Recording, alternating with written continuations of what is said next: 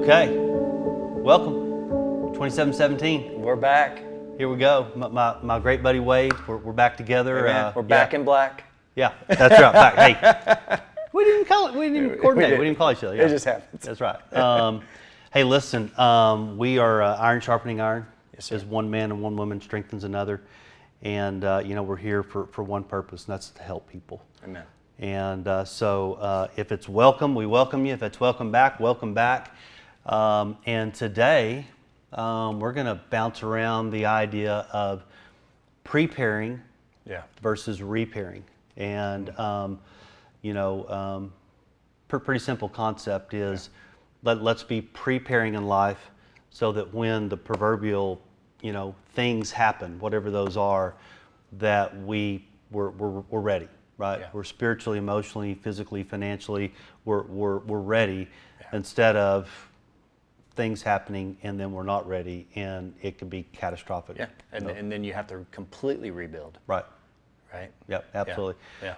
Well, Wade, if you don't mind, let's throw some topics out and then let's bounce them around and let's see what we come up with in terms of, preparing versus repairing. Okay. One of the things I wanted to unpack, because this is something I'm working on right now, is, there's a lot of anxiety in the world. Mm-hmm. There's a lot of stress. When I talk to people and communicate with them, a lot of people are really, they're pretty wound up. Yeah. Suicide, it's a real deal. And so working on keeping a peaceful mind, keeping yourself in a good place emotionally. Yeah. Can we unpack that a little bit? Let's do it. I'd love to hear some of your thoughts on how do you prepare so that prayerfully, whatever life throws at you, you can stay in that place. Yeah. Well, it's doing this, right? It's sharpening iron. That's how you can start with your preparing, and simply what that means is, we've got a choice every single day that we wake up. What are we going to do with our time? Time is the most valuable thing that we can have. That's right. We're not making any more of it. Nobody's making any more of it. You can't buy it. Once it's gone, it's gone. Yep. So how are we spending our time? Are we spending our time investing in ourselves? Are we spending our time renewing our minds? Are we spending our time putting, good things in? We have the eye gate. We have the ear gate, right? And those things are super powerful. So what are we putting in? My wife says, garbage in, garbage out, Mm-hmm. And so what are we instilling in our heart, in our mind, in our spirit, in our soul? And so that is the preparing. And we have to prepare on a regular basis. And there's a famous guy that you and I really like to listen to named Ed Mylett. And I listened to something he said the other day, and the bottom line was, he said, I'm not a confident guy. Yep. He goes, I have to work at this every single day. So how does a guy like that, uber successful, right, say he's not a confident guy, but yet you just see, oh my gosh, he's confident, right? Well, it's preparing, and it's doing the things every single day. It's the little things, and I know you do these things, Merritt, but when I wake up in the morning, I'm going to make my bed. Right. I'm going to make my bed. Right? I'm going to make sure my bed is made. I'm going to make sure that, I've got my outfits that I want to wear. People used to they would say dress for success. I want to change it, and I want to say you dress for confidence. Right now, most people are dressing for comfort. There you go. They're dressing for comfort. Well, how does that make you feel? Well, I'm comfortable. Okay, well, I guess be comfortable. I want to be confident. Right. I want to be confident in any edge that I can have in life, so I can make a good decision and be confident I'm making that good decision, be confident to make that good decision. I'm going to do it, And so it starts with our daily routines. So, and I think you can speak to that, Merritt. You have an amazing daily routine that I've learned a lot from you. Well, thank you. I appreciate that. When I thought about this a little bit this morning on staying in a place of peace, one of the things for me that when I'm not peaceful, I'm focused on Merritt. Yeah. In other words, when I become concerned on, well, what about me? Am I getting a fair shake? Why me? All of that. Yeah. I immediately get into a pain cycle. I get into Selfish a place of also. it's a selfish thing, right? Yeah. And I think I don't even you don't have to be a bad person to go into this kind of place, but Yeah. but you do have to guard it, and you do. It is it's an act of obedience to stay like this podcast. The reason we're doing this is to help people. Yeah. Okay. But if you're not careful, you can fall into a place of, well, how's it working, and all the self things, and you have to guard against that. Yeah. The other thing is gratitude, for me. The attitude of gratitude. Yeah. And if I'm grateful, if I'm looking for reasons to be grateful, then I tend to stay peaceful. Yeah. And if I'm looking for reasons to be upset about something, Yeah. or not grateful, or frustrated, or what, then I go into pain. And when I go into pain, all the junk starts happening. So let's pause right there. So in the world today, how easy is it to look for things that are going to trigger us, Oh yeah, it's easy. right? I mean, you've got social media that everybody's on probably 6 hours a day. Yep. I think it's probably one of the averages, right? Oh, at least, yeah. And what is that doing? That's building up comparison. It is. You're seeing things that are upsetting you. You're just feeling not well, not good enough, right? Well, my marriage isn't like that, Right. My business isn't like that. I don't drive a Ferrari, massive thing. So what do you do to keep yourself, your eye gate? Yeah. How do you protect that, Merritt? Yeah. Well, I have habits. That's what you're talking about is habits. So one of the habits I've developed recently that's really wonderful. If you haven't ever done any kind of meditation, it sounds kind of Eastern-y and a little bit kind of a weird kind of a thing. So I kind of stayed away from it. But and this is pretty recent. Yeah. I have begun playing. It's kind of like you can find them on YouTube or anywhere, but it's like nature sounds. Yeah. And wait, I tell you, it has been beyond impactful. And I close my eyes, and I go into a prayer time, and I just start thinking about all the beautiful things in my life Wow. and all the things I'm grateful for. Yeah. And sometimes I'll be in there 5 minutes, sometimes it's longer, sometimes it's shorter. But when I open my eyes, everything looks different. Wow. Wow.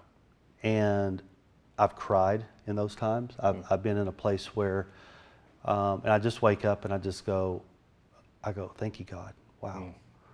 I mean, I'm so blessed.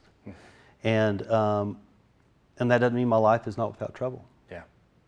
But it keeps me in a really good place. And again, this is preparing. Yeah. Yeah. And what I have not done is consider doing that any other time than in the morning. Yeah. But I might. Yeah.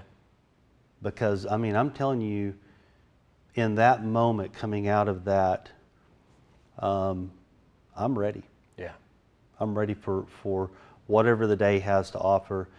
And I think I'm just a better person. Yeah. I think I'm better to my wife.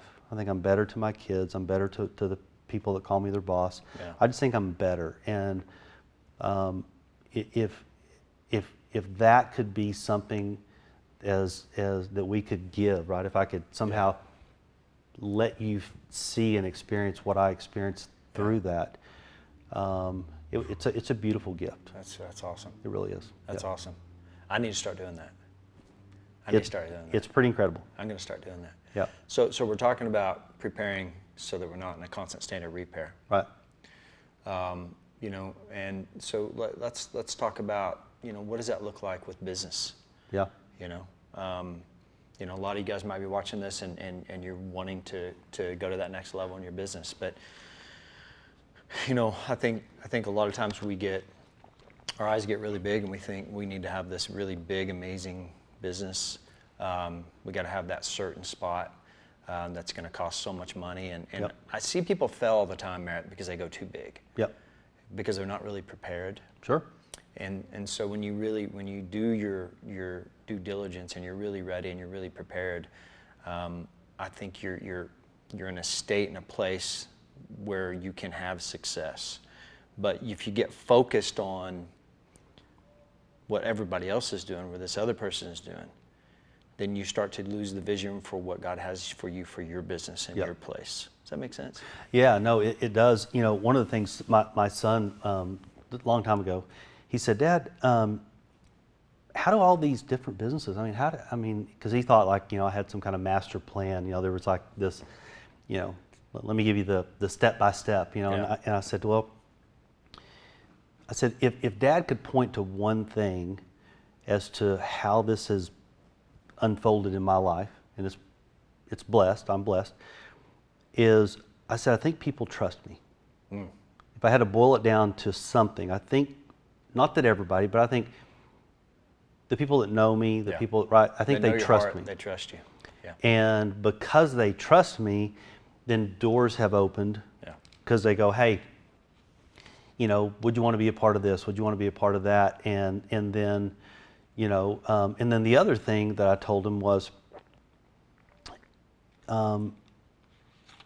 I began preparing, not knowing that I was preparing, but I began preparing almost day one. And it's a byproduct of how I was raised. I was raised in a very conservative home.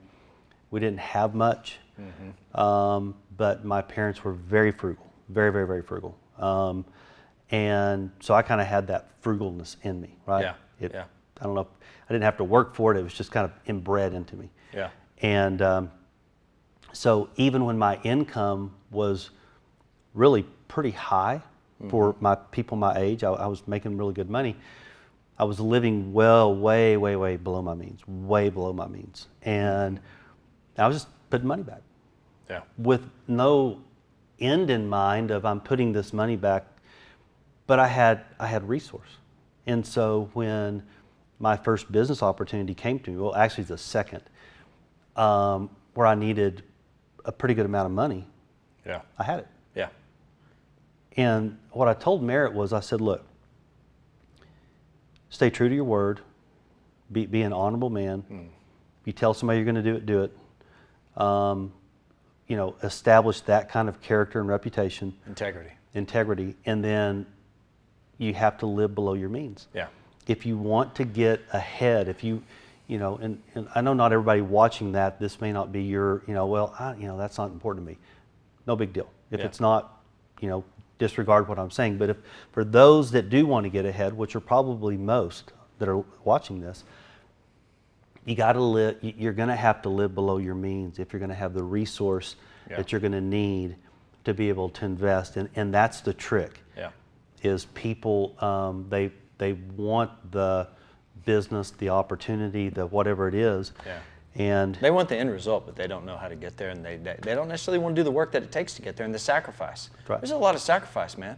well, You want to be this is a dumb sacrifice, but it's real, right? This is today. There's been a watch that I've won. I'm a watch guy, right? So anyway, people do different things. I love watches, and some of my watches are pretty expensive. And so there's a watch that I've wanted that is next to impossible to get, and my guy got a hold of me today, and he said, I can get your watch. Wow. And you can't get this watch. Yeah. And I think I know what you've told me about it. But this it's watch, I think. expensive. Yeah. Well, last week, there's a piece of commercial property that I've been needing to buy and wanting to buy. Well, we've come to terms. Yeah. Okay. Well, so what do? Do I go buy a watch or do I buy a commercial building? Well, that's go. a dumb example. There you go. But had I already, if I had just forced it and said, okay, I'm going to find this watch, I'm going to go buy it, I'm going to do, well, then I wouldn't have the money I need to put down on the building. Or you would have gone out and got a stupid loan to get that, and Right. you wouldn't have had the cash. Right. And that's where people get themselves in problems is you act out of fear instead of faith, and you do stupid things where you put yourself in a bad situation where now your credit's messed up, you Right. overextended. Why? Because you wanted, so you went out and got, and now you're in a really bad situation, Yep. right? Prepare, right? Prepare. Yeah, I think I want to add one thing, Wade. Yes. I think a principle of preparing is delayed gratification. Yes, come on. That's and, huge. If you could, the earlier you can learn delayed gratification, the better. Yes. And it's hard because your flesh and your desire. I mean, you're going, yeah, but I want it and I want it now. I deserve it. I've worked hard, Right. and you do deserve great things. I'm not saying you don't. Yeah. One of the things that I'm talking to, I was with a good friend of mine. He was celebrating his 50th wedding anniversary. You know about last week, and we were playing golf. Yeah. And I asked him. He's turning 70 this year, and he's a neat guy. He's a big deal. He's a big deal. And so I said, I almost said his name. I said, how do you know when it's time to slow down? Mm-hmm. And it's a question I'm asking a lot of people because what I have done now for a while is we'll build up some resource, some cash, and then we'll buy another business. Yeah. And we'll build up some cash and we'll buy another business. Same.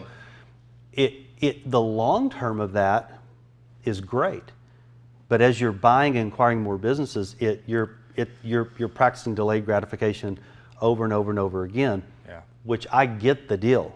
Yeah. But at some point, and I'm going like I'm 55. For some of you guys, you're going, that's pretty darn old, right? Yeah. So, but I'm trying to figure out when do I stop the acquiring right. thing and start reaping start reaping, Yeah. right? And Yeah. so I'm in that. Yeah. So anyway. Yeah, there you go. I'm trying to Hey, figure I'm it out. going to shift gears just for 2 seconds, but I'm going to Yeah. talk about Tiger Woods. So I heard this recently, and this was back in 20 years ago, Sure. right? Before he was as big as what he was, and maybe 22 years ago, whatever it was. But they basically have these 5 things that Oh yeah, I've heard it. It's awesome. preparedness, right? Yeah. We're talking about preparedness, The most right? prepared Being guy ever, prepared. yeah. And people still say this, he was the most successful athlete of his times. That's right. Ever. Nobody's ever compared to it. And so a few things. Inspirational is really, truly from our spirit as That's Christians. right. To be inspired. Yep. To be inspired, right? Aspirational is I want to be more like him, right? So Yep. somebody's aspirational. So anyway, a lot of people, Tiger had aspiration. People want to be like Tiger, Oh. right? Yep. Under pressure, you will react reflexively, right? So here's his mindset. His mindset was this. Number 1, genius is 99% perspiration. What does that mean? Effort. Work hard. That's right. You got to work hard. You got to do work. And I say these 3 things in my little spiel, but here's 5 from Tiger. Number 2, let the other business get nervous. Maintain your self-discipline. Yep. Right. Number 3, don't just dominate, intimidate. Yep. And I agree with that to a certain extent. Listen, I'm not trying to intimidate anybody by putting fear in anybody, but when it comes to our presence of, hey, we're going to kill it. If that intimidates somebody, great. They're talking about golf, right? They're not talking about but don't just dominate. I mean, take over, Yep. right? Oh, Take yeah. over. You might be able to speak to that. But Yep. Number 4, have a sense of historic visualization. Visualize. I'm sorry.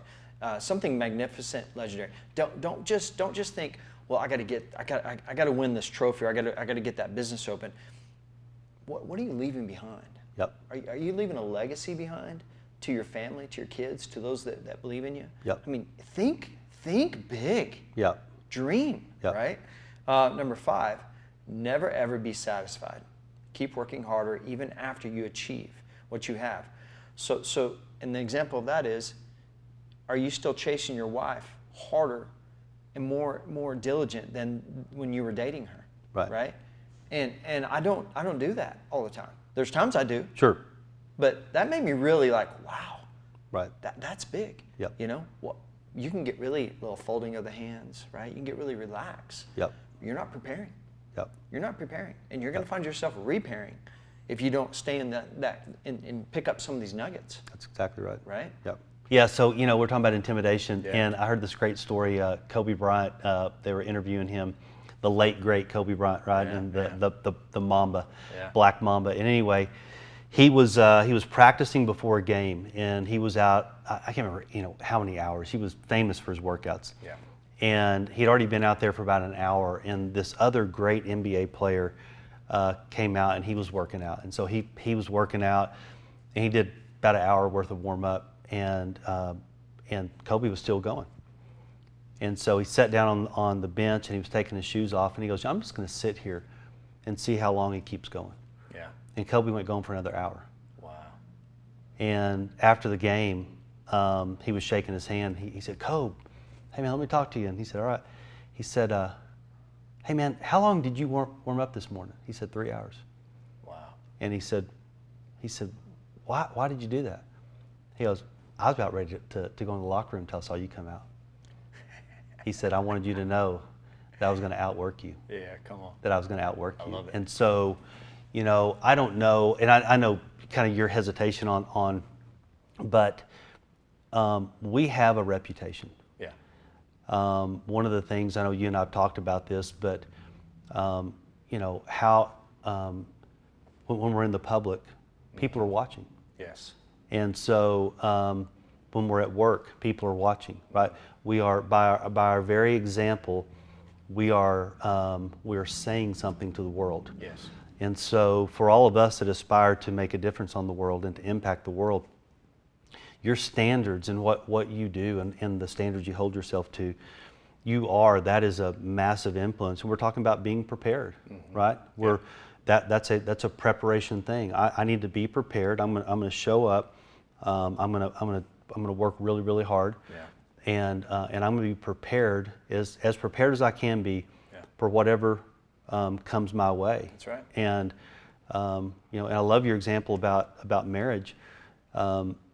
You know what?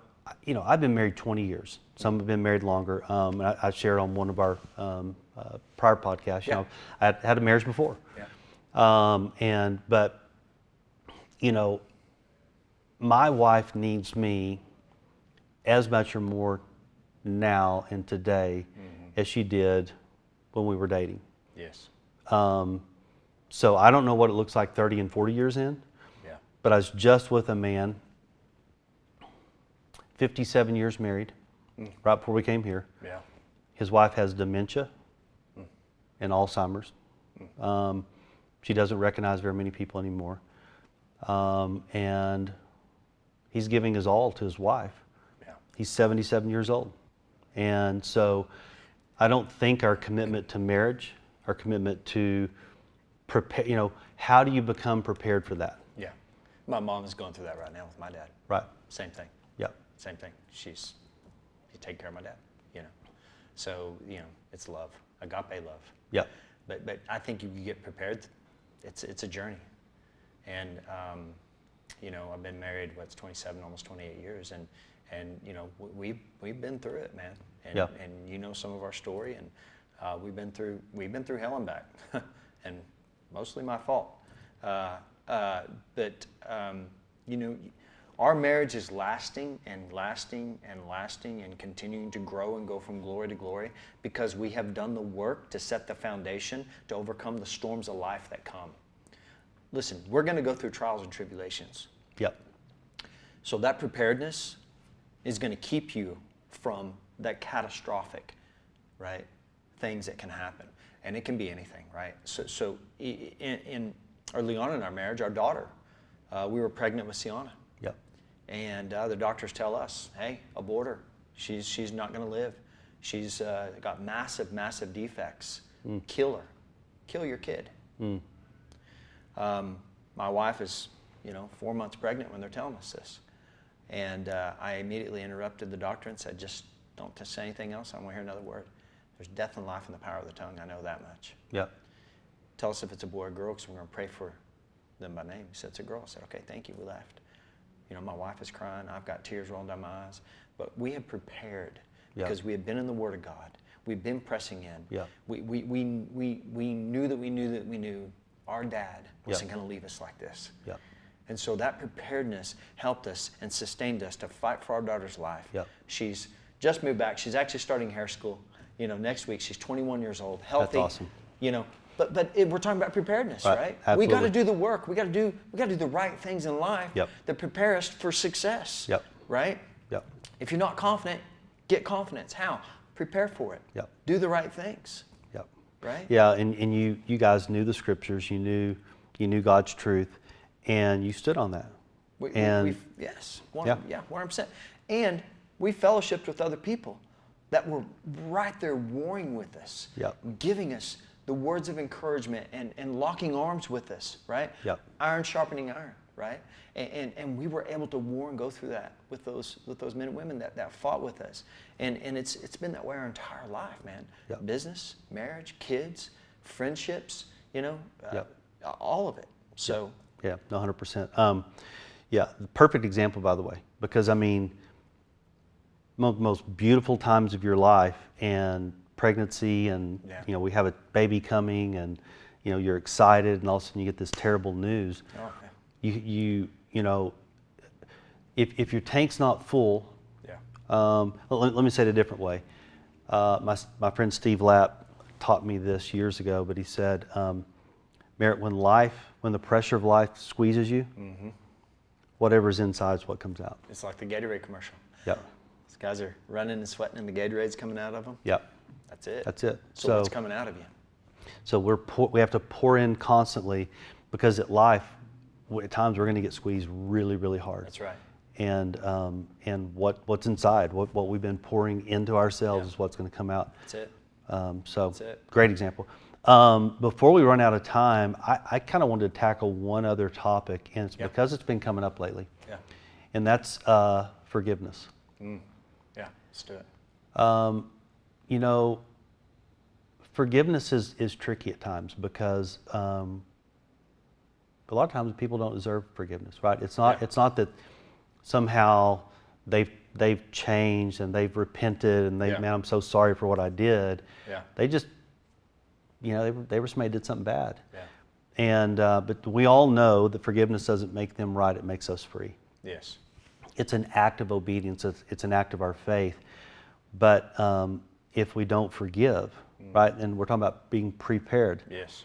then that bitter root is going to be in you, and it ain't going anywhere, and it's going to fester, and it's going to come back ugly.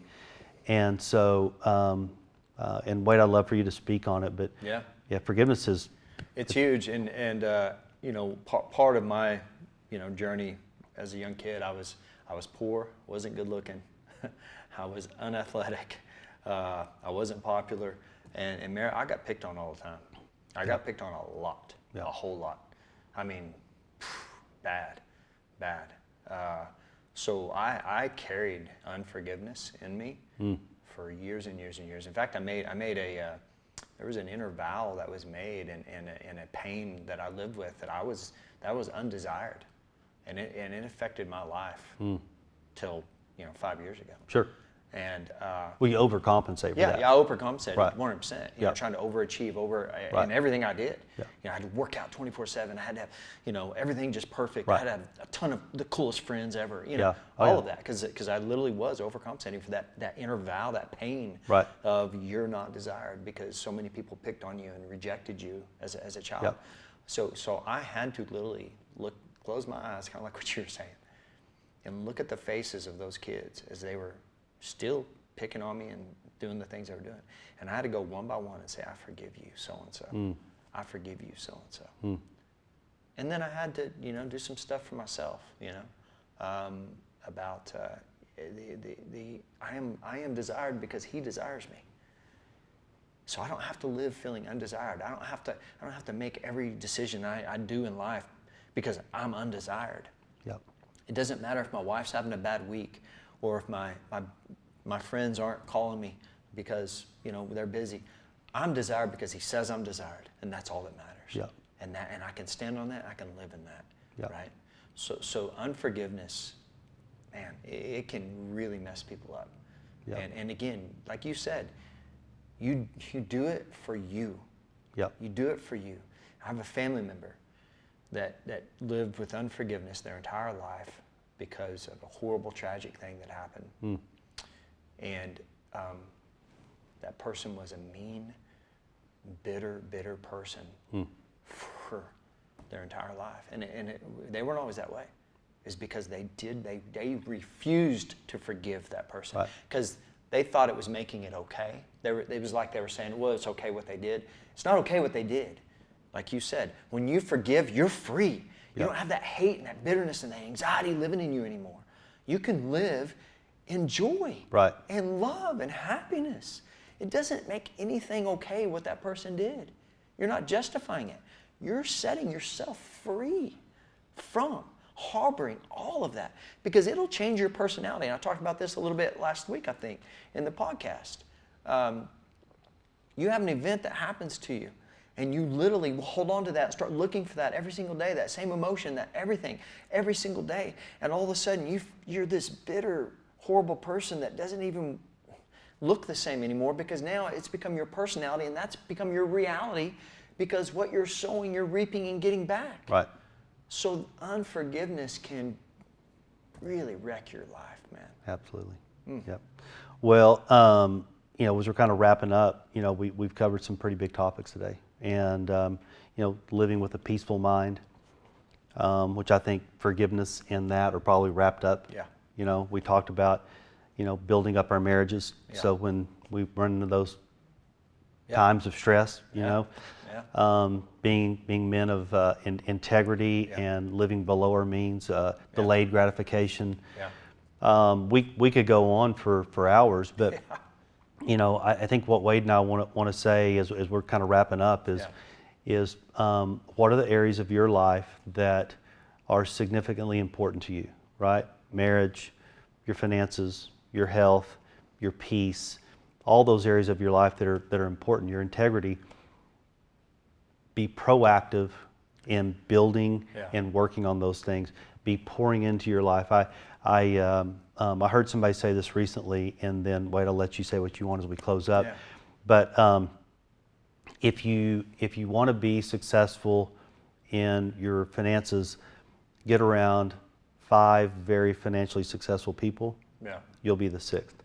If you want to have, in some of these cases, if you want to have a rock star marriage, get around 5. I saw Darren and Crystal last night at dinner, and you know, talking about a rock star marriage, right? Great friends of ours, Darren and Crystal. Yeah, but if you want to get around, if you want to have a great marriage, then get around 5 rock star couples that are deep. Absolutely. And then you'll be the 6th. So some of this stuff too is there's power in proximity. Yeah. Getting around people. So if your life is chaotic, full of stress, and you're trying to get more peace, go find some peaceful people and model their life, because you know, people don't just stumble into these ways of life. They have been preparing, and there's reasons why that they're like that. So, Brother Wade, what? Yeah, I would just, man, I'm just going to echo what you said, Merritt.